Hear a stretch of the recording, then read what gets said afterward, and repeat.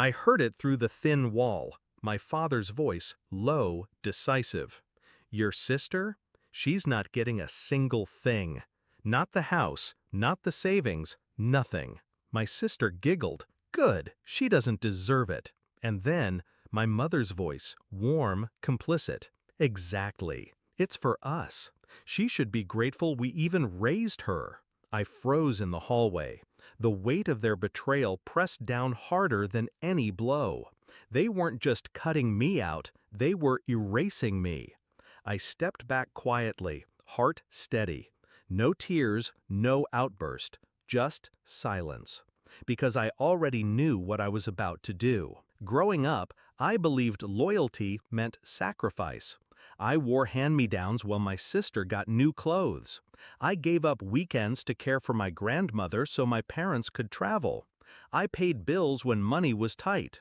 They said, "One day you'll be rewarded." I believed them. Even when my father looked at me like I was a burden. Even when my mother's praise went only to my sister, I told myself patience would pay off. That family meant fairness. But in that moment, hearing their laughter about my absence in their future, I realized the truth. I was never family. I was a placeholder. I didn't confront them. Confrontation would have been emotional, and emotions cloud judgment. Instead, I walked into my room, closed the door, turned on my laptop. My name was on the accounts.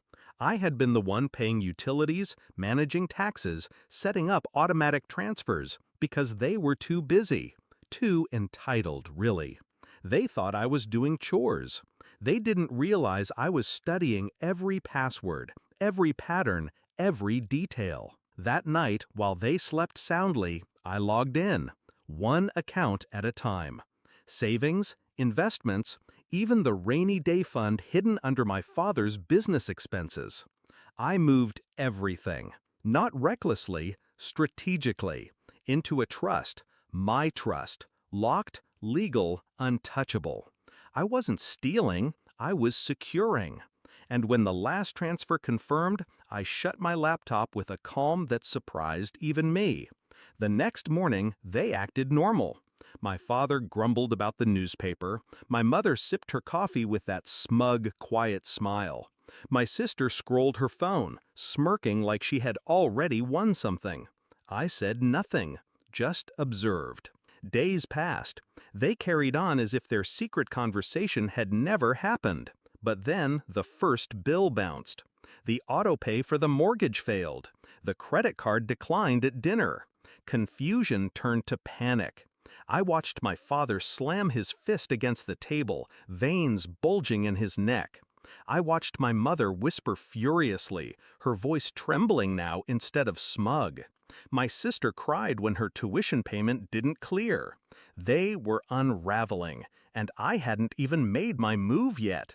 It came a week later. I walked in as my father was on the phone, shouting at the bank. My mother was pacing, hair disheveled. My sister looked pale. They all turned when they saw me. My father's eyes narrowed. "You know something." I didn't flinch. "I know everything." My mother's voice cracked. "What did you do?" I stepped closer, calm, deliberate. "I did what you always taught me. Plan ahead. Secure the future." They stared. "You said I wasn't getting a single thing," I continued, "so I took nothing. Nothing that was yours." Silence. Only the sound of my sister's shaky breath.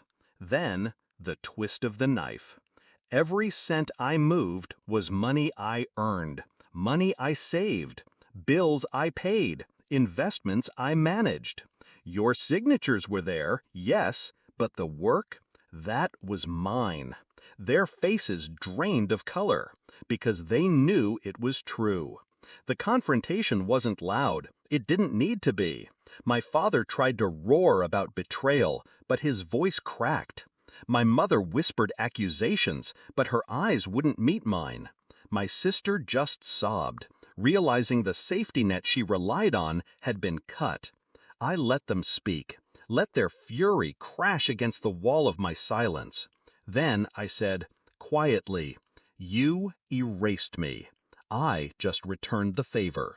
And then I walked out. Now I live without the weight of their expectations. My home is mine. My future is secure. They can't touch it. Do they blame me? Absolutely. Do they call me ungrateful? Every chance they get. But here's the truth they'll never admit.